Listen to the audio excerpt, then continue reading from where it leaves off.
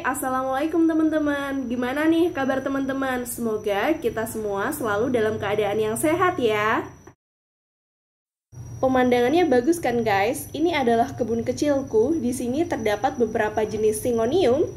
Ada Syngonium neon robusta, sirih lemon, dan ini ada marble queen, favorit aku. Kalau ngomongin tentang tanaman hias, siapa sih yang gak suka sama tanaman hias? Kayaknya hampir semua orang itu senang banget ya sama tanaman hias, karena tanaman hias akan mempercantik dekorasi rumah kita. Selain itu juga, tanaman hias akan membantu untuk memperbanyak oksigen baik di rumah. Salah satu tanaman hias yang bagus banget buat pelengkap dekorasi rumah kita dan buat oksigen adalah Sansevieria. Nah, di sini aku punya beberapa Sansevieria. Ini ada 4 jenis ya. Yang pertama, bentar, ini aku ambilin dulu, susah. Ini yang pertama ada lidah mertua. Ini Sansevieria yang dulu sempet booming banget, tapi udah dulu banget ya. Yang kedua, ini aku ada, bentar aku liatin aja dari deket. Ini itu Sansevieria Grand Arrow. Dia mempunyai ciri khas yaitu daunnya yang panjang dan kecil, dan daunnya itu berwarna hijau tua. Kalau yang di bawah ini adalah Sansevieria Futur Robusta atau yang sering banget disebut dengan Sansevieria Robusta. Ini dia udah sampai nongol di bawah ya anakannya. Dan yang di bawah ini adalah Sansevieria Pagoda atau yang sering disebut dengan Sansevieria Gold Black. Oke, kali ini aku bakalan bahas khusus tentang Sansevieria Pagoda. Oh iya, teman-teman ada yang tahu nggak sih kenapa tanaman ini disebut dengan Sansevieria Pagoda? Karena Sansevieria Pagoda ini pertumbuhan daunnya itu bertumbuh bertumpuk-tumpuk meninggi ke atas sehingga mirip dengan kuil pagoda. Kayak gitu guys. Ini yang di sebelah kiriku ada Sansevieria indukan. Ini ada anaknya juga, dan ini adalah salah satu Sansevieria yang sudah menghasilkan banyak anakan di rumah aku. Sansevieria Pagoda ini sendiri biasanya banyak banget disukai oleh kaum hawa seperti aku karena dia memiliki warna daun yang cantik. Dia itu warna daunnya nggak ada cross bendingnya. Terus dia juga jenis tanamannya ini tuh mungil. Dia pertumbuhannya ke atas dan cantik banget. Oh ya teman-teman, selain cantik, Sansevieria Pagoda ini perawatannya juga nggak susah loh. Menurutku ini perawatannya cukup simple aja. Cara perawatannya yang pertama yang harus kalian perhatikan adalah drainasenya. Jadi, tempatkan Sansevieria Pagoda ini di tempat pot dengan drainase yang baik. Karena Sansevieria Pagoda ini dia itu nggak tahan terhadap tanah yang terlalu jenuh. Jadi kita harus membuat media tanam yang benar-benar poros dan tidak mengikat air dalam waktu yang lama. Di next video insya Allah aku akan membuat video tentang media tanam yang baik untuk Sansevieria. Oke, yang kedua di sini adalah tentang sinar matahari. Sansevieria ini sebenarnya gampang banget beradaptasi dengan cahaya yang ada di dalam rumah maupun di luar rumah. Maksudnya gini, Sansevieria Pagoda ini bisa banget buat jadi tanaman hias kita di dalam rumah sebagai tanaman indoor gitu. Selain itu, kita juga bisa menempatkan dia di luar atau tanaman hias outdoor, tapi kita harus memperhatikan cahayanya. Kalau teman-teman jadiin Sansevieria Pagoda ini sebagai tanaman indoor, teman-teman juga harus tetap untuk ngejemur dia seminggu sekali karena dia juga membutuhkan sinar matahari untuk fotosintesis. Sedangkan kalau kita taruh tanaman Sansevieria ini di luar rumah, kita juga nggak boleh menaruh dia di tempat yang terpapar sinar matahari secara full atau dari pagi sampai siang, karena hal tersebut akan menyebabkan daun mudah terbakar. Yang ketiga adalah untuk masalah penyiraman. Di sini kalian bisa nyiram Sansevieria Pagoda ini sebanyak 2 kali dalam waktu seminggu. Soalnya kalau terlalu banyak kita menyiram, yang ditakutkan adalah daunnya akan mudah membusuk. Oke, di sini kita udah bahas cara perawatan Sansevieria Pagoda ini. Kali ini aku mau ngebahas apa aja sih penyakit dalam Sansevieria Pagoda ini. Yang pertama, apabila kalian menemukan daun Sansevieria kalian, daunnya itu lembek dan membusuk, itu artinya kalian terlalu banyak melakukan penyiraman.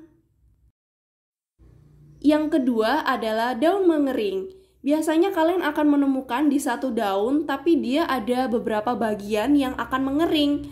Itu biasanya karena kalian terlalu menempatkan dia di tempat yang sangat panas dan terkena sinar matahari terlalu lama. Dan yang terakhir adalah penyakit kutu putih. Bentar, aku mau tunjukin dulu. Nah, ini adalah kutu putih yang akan menjadi penyebab Sansevieria kita akan mengalami kerusakan bahkan hingga mati. Aku tuh paling sebel banget kalau Sansevieria Pagoda sampai kena kutu putih. Karena kalau kita nggak sering melakukan pengecekan, tiba-tiba kita taunya Sansevieria kita udah mati aja. Nah, ini kan karena kutu putih ini biasanya dia ada di balik daun-daunnya. Karena dia itu suka tempat yang nggak terkena sinar matahari. Kalau udah terkena kutu putih kayak gini tuh biasanya dia tuh hampir ada di setiap daun ya. Mari kita puter. Di sini ada. Kita putar lagi, kita cek lagi, dan pasti ada di tempat daun yang lainnya. Tuh kan bener. Ini malah banyak banget. Nyebelin. Kutu putih ini tuh biasanya akan menyerap nutrisi-nutrisi yang ada pada daun sehingga daun tersebut akan istilahnya kayak menguning dan kadang ada mengkerutnya gitu. Setelah aku cek, ternyata ini pagoda yang kecil juga diserang sama kutu putih ya. Ini ujung daunnya udah kelihatan menguning, ini pasti karena kutu putih. Bintik-bintik kuning ini biasanya disebabin sama kutu putih itu guys. Coba kita cek. Tuh kan, bener. Di balik bintik-bintik kuning itu ada kutu putih. Sedih nggak sih?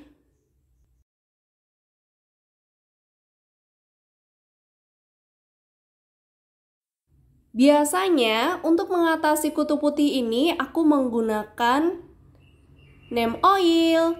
Neem oil ini merupakan pestisida nabati yang berfungsi untuk menghilangkan fungisida, insektisida, dan anti tungau. Ini tuh harganya lumayan mahal ya, cuman menurutku dia tuh bagus banget. Karena dia itu akan mengusir hama yang jahat tanpa membunuh serangga yang berguna. Di sini dituliskan neem oil atau minyak dari pohon mimba merupakan solusi alami memberantas hama dan jamur pada tanaman Anda. Minyak pohon mimba dapat mengusir serta mengganggu siklus makan, pertumbuhan, serta perkembangbiakan hama tanpa membunuh serangga yang berguna. Sebaiknya aplikasi semprot yang dilakukan pada waktu sore setiap 3 hari sekali. Untuk penggunaan di sini dituliskan, pertama, larutkan 25 ml minyak mimba dengan 1 liter air, kemudian diaduk hingga merata. Kedua, semprotkan larutan pestisida nabati pada waktu pagi atau sore setiap 3 hari sekali. Ketiga, semprotkan merata pada bagian atas dan bawah daun.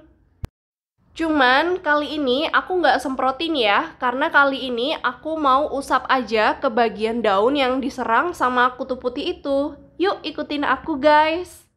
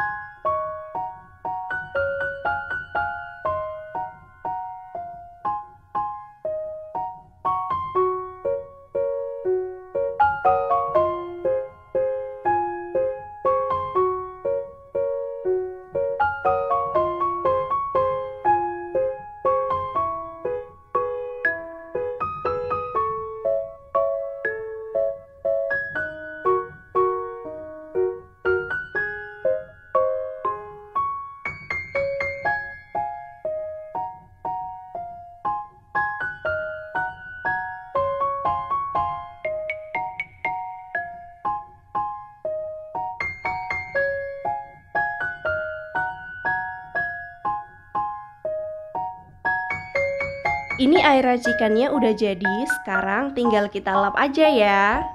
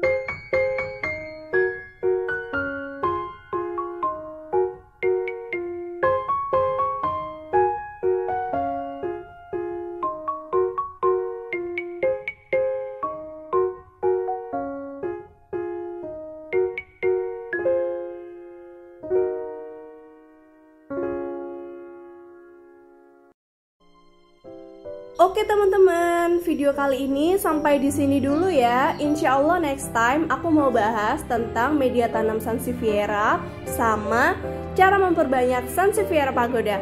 Bye, assalamualaikum.